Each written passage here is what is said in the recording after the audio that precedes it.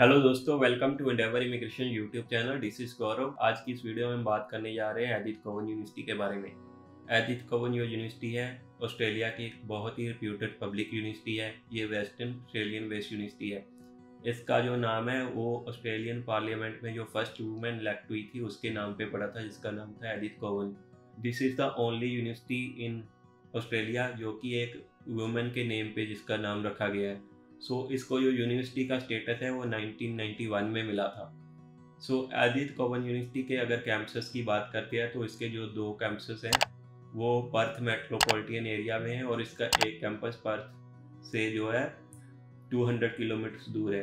तो पर्थ जो है उसकी कैपिटल है वेस्टर्न ऑस्ट्रेलिया की, जो कि एक मेट्रो सिटी है, लेकिन उसको रीजनल एरिया में ही माना जाता है एज ए स्टडी पर्पस। अगर आप वहाँ पे स्टडी के लिए जा रहे हैं तो वो रीजनल में कंसीडर होती है। स्टूडेंट स्ट्रेंथ की बात करते हैं तो यहाँ पे 5 से 6 हज़ार स्टूडेंट्स जो है हर ईयर जो है अपना यूनिवर्सिटी की डिग्री कंप्लीट करते हैं। अब हम बात कर लेते हैं एडमिशन रिक्वायरमेंट्स की। तो अगर आपने इंडिया से अपना 12th किया हुआ है, आपने किसी भी स्ट्रीम में अपना 12th किया हुआ है, तो आपको जो है 65% जो है मार्क्स चाहिए होते हैं overall to get admission in bachelor degree.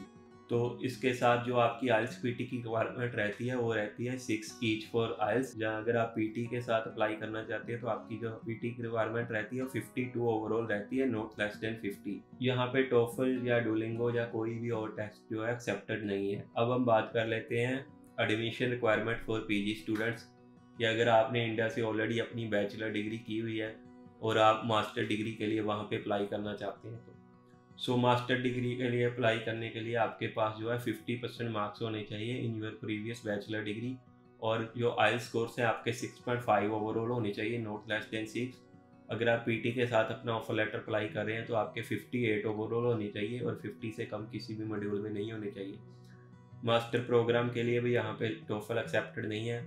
अगर आप बैचलर या मास्टर में किसी भी नर्सिंग प्रोग्राम में अप्लाई करना चाहते हैं तो आपको 7 ईच या 65 ईच की रिक्वायरमेंट रहती है। नॉर्मल जो रिक्वायरमेंट है वो बाकी दूसरे कोर्सेज के लिए। अब हम बात कर लेते हैं गैप की। यहाँ पे जो बैचलर डिग्री के लिए अप्लाई करना चाहते हैं तो 12th के बाद जो मैक्सिमम गैप है वो अप टू 12 मंथ्स का ही एक्सेप्टेड है। यानी कि अब जो 2024 के इनटेक है वहाँ पे अप्लाई करने के लिए जो बच्चों ने ऑलरेडी अपनी 2023 में 12th की हुई है वही बच्चे एक्सेप्टेड हैं।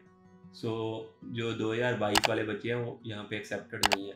इसी तरह से अगर आप मास्टर प्रोग्राम के लिए जाना चाहते हैं तो 8 से 10 साल का जो है एकेडमिक गैप चल जाएगा, लेकिन बैचलर प्रोग्राम्स के लिए गैप एक्सेप्टेड नहीं है मोर देन 1 ईयर।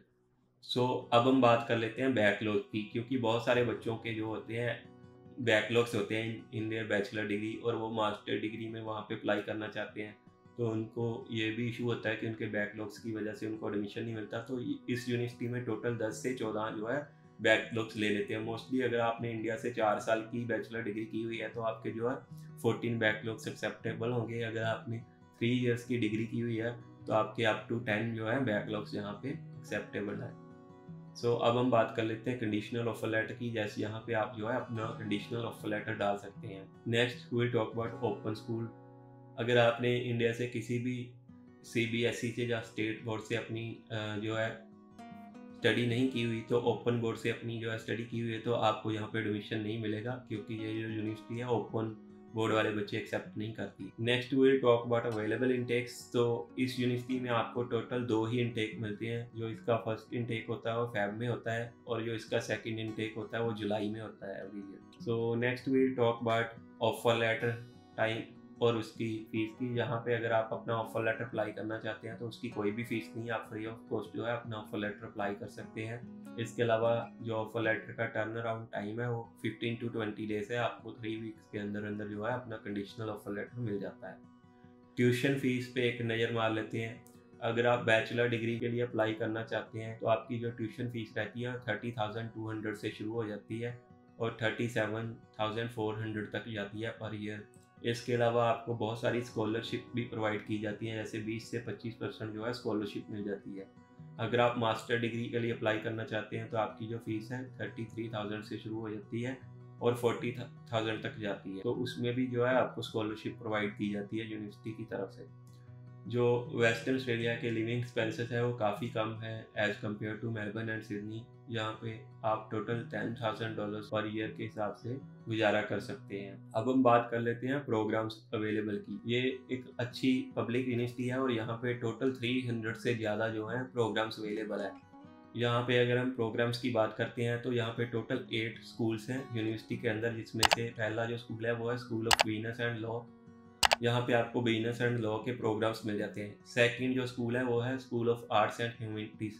यहाँ पे आपको communication, arts, humanities, psychology, social studies, social work, criminology and justice के जो है प्रोग्राम्स मिल जाएंगे। नेक्स्ट आ जाता है स्कूल ऑफ एजुकेशन।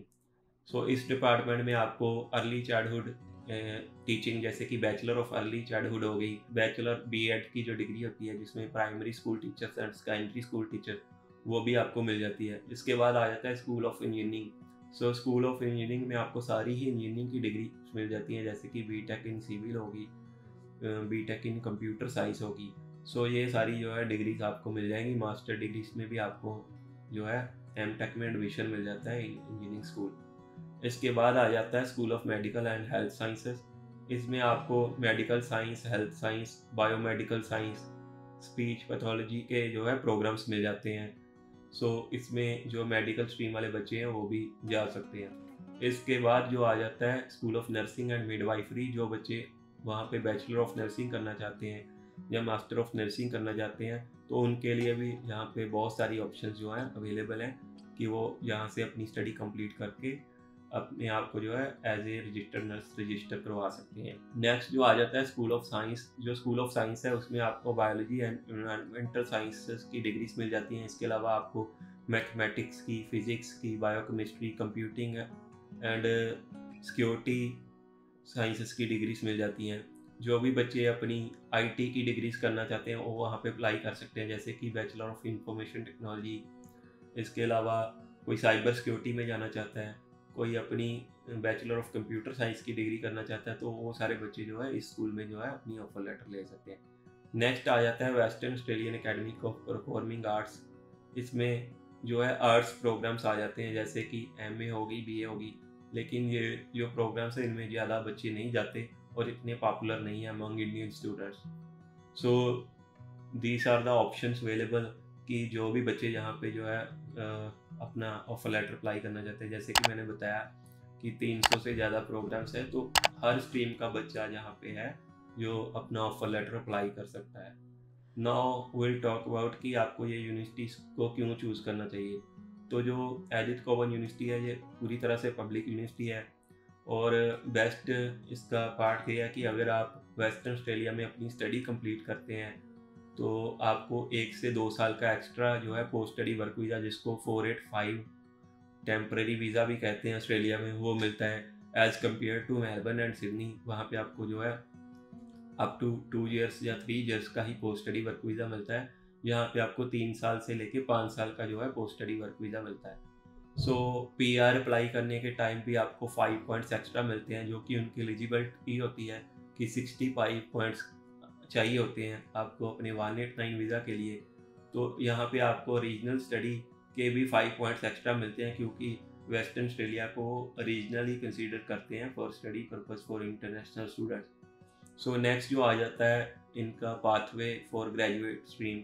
सो जो भी बच्चे अपनी वेस्टर्न ऑस्ट्रेलिया से स्टडी कंप्लीट करते हैं वो ग्रेजुएट स्ट्रीम के लिए एलिजिबल हो जाते हैं वेस्टर्न ऑस्ट्रेलिया स्टेट नॉमिनेशन के लिए, कि उनको गारंटीड इनविटेशन आता है इन ग्रेजुएट स्ट्रीम अगर वो अपने जो है पीआर के लिए स्कोर्स जो है 65 के अबव कर लेते हैं। तो guys these are the benefits to study in this university. So I hope कि आपको ये वीडियो पसंद आया होगा। अगर आया तो कमेंट सेक्शन में ज़रूर बताएं, और इसके अलावा अगर आपको जो है अपना offer letter and visa Endeavour की टीम से अप्लाई करना है तो आप हमें दिए गए नंबर पर कॉन्टैक्ट कर सकते हैं। Thanks for watching this video, see you in the next video.